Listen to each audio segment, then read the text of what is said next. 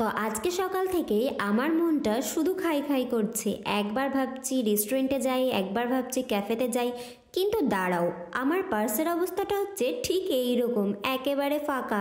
দেখেছো, মাত্র 1 টাকা পড়ে আছে। কিন্তু আমি দা শেফ বাড়িতে থাকতে কিসের চিন্তা, আজকে বাড়িটাকে রেস্টুরেন্ট বানিয়ে ফেলবো। তো চলো শুরু করে দিয়েছি। 200 গ্রাম মতো পনির। আজকে বানাচ্ছি পনির বাটার মশলা, একদম রেস্টুরেন্টের মতো। তার জন্য প্রথমে পনিরগুলোকে এভাবে কিউব করে কেটে নিয়েছি। এবার চলো কড়াইতে তেল দিয়ে তেলটা ভালো করে গরম করে নিই। তারপরে দিয়ে দেবো একটা তেজপাতা আর গোটা গরম মশলা, আর এরপর দিয়ে দেবো পেঁয়াজ কুচিটাকে একটু ভেজে নেব। পেঁয়াজের রঙটা চেঞ্জ হওয়া পর্যন্ত পেঁয়াজটাকে ভাজতে হবে। আর তারপর এর মধ্যে দিয়ে দেবো বেশ খানিকটা টমেটো।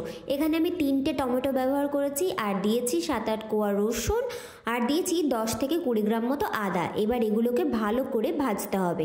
নেড়ে চেড়ে ভালো করে ভেজে নিয়ে বেশ কিছুক্ষণ টমেটোটা একটু সফট হয়ে আসলে দিয়ে দেবো এর মধ্যে 8 থেকে 10টা কাজু বাদাম আর ধনে পাতার ডাটার অংশটাও দিয়ে দেবো পরিমাণ মতো নুন, আর রঙের জন্য দেবো 1 টেবিল স্পুন মতো কাশ্মীরি লঙ্কার গুঁড়ো দিয়ে ভালো করে মিশিয়ে নেব। টমেটোটা পুরোপুরি গলে যাওয়া পর্যন্ত এটাকে আমাদের রান্না করতে হবে। চাইলে তোমরা সামান্য জলও দিতে পারো। তবে টমেটোটা পুরোপুরি সফট হয়ে গেলে ফোড়নের সমস্ত গোটা মশলাগুলোকে বেছে ফেলে দেবো, যাতে আমাদের গ্রেভিটা একদম স্মুথ হয়। কারণ এইগুলো যদি থাকে তাহলে কিন্তু গ্রেভিটা একটু কালচে ধরনের হয়ে যাবে। ঠান্ডা করে একটা মিক্সিং জারে নিয়ে একটা স্মুথ পেস্ট করে নেব। চাইলে তোমরা সামান্য জলও দিতে পারো, আর যাদের বাড়িতে হ্যান্ড ব্লেন্ডার আছে তারা কড়াইতেও পেস্ট করে নিতে পারো। এবার কড়াইতে দিয়ে দেবো বেশ খানিকটা বাটার, আর তার মধ্যে দিয়ে দেবো একদম মিহি করে কেটে রাখা পেঁয়াজ কুচি, আর সেটাকে একটু ভেজে নেব। চাইলে এই সময়ও তোমরা একটা টমেটো দিতে পারো। দিয়েছি সামান্য হলুদ গুঁড়ো, আর দেবো কাশ্মীরি লঙ্কার গুঁড়ো, ধনের গুঁড়ো, আর সব মশলাকে বেশ খানিকক্ষণ সময় ধরে ভালো করে কষতে হবে। মশলা পুরোপুরি কষানো হয়ে গেলে তেল ছাড়তে শুরু করলে যে পেস্টটা আমরা করে রেখেছি সেটা কড়াইতে দিয়ে দেবো। পুরো পেস্টটাই দিতে হবে, দিয়ে আরেকটু ভালো করে কষে নেব।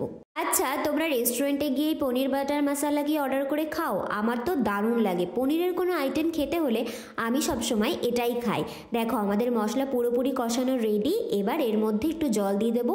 ওই মিক্সিং জারটাই ভালো করে ধুয়ে সেই জলটা আমি এর মধ্যে দিয়ে দিয়েছি। এবার জলটার সাথে মশলাটাকে ভালো করে মিশিয়ে নিয়ে তারপর কিছুক্ষণ ফুটতে দেবো। 5-7 মিনিট ফুটে যাওয়ার পর দিয়ে দেবো পরিমাণ মতো নুন। যদি নুনটা আগেই দেওয়া ছিল তাই একবার চেক করে তারপর দেবে। তারপর পনিরটা দিয়ে আরও 5 মিনিট মতো রান্না করে দিয়ে দেবো নামানোর আগে 1 কিউব বাটার, আর দিয়েছি একটু কসুরি মেথি, আর এর সাথে আমি দিয়েছিলাম সামান্য একটু মালাই, যেটা তোমরা চাইলে নাও দিতে পারো, এর বদলে ফ্রেশ ক্রিম দিতে পারো। এবার ভালো করে মিশিয়ে নেব, তাহলেই একদম রেস্টুরেন্টের মতো পনির বাটার মশলা কিন্তু তৈরি। দুর্দান্ত লাগে এই পনির বাটার মশলা খেতে, একদমই রেস্টুরেন্টের মতো হবে যদি তোমরা প্রত্যেকটা স্টেপ ফলো করে বানাও। আর যদি ভিডিওটা ভালো লেগে থাকে তাহলে অবশ্যই একটা লাইক করে দিও, প্রচুর প্রচুর শেয়ার করো, চ্যানেলটা সাবস্ক্রাইব করে দিও এরকম আরও নতুন নতুন ভিডিও দেখার জন্য। আর তোমরা যদি কোনো রেসিপি আমার চ্যানেলে দেখতে চাও তাহলে অবশ্যই আমাকে কমেন্ট করে জানিও, আমি চেষ্টা করব সেটা বানানোর। আর যে কমেন্ট করবে তার কমেন্টটা আমি মেনশনও করব। দেখা হবে আবার একটা নতুন ভিডিওর সাথে। চলো টাটা।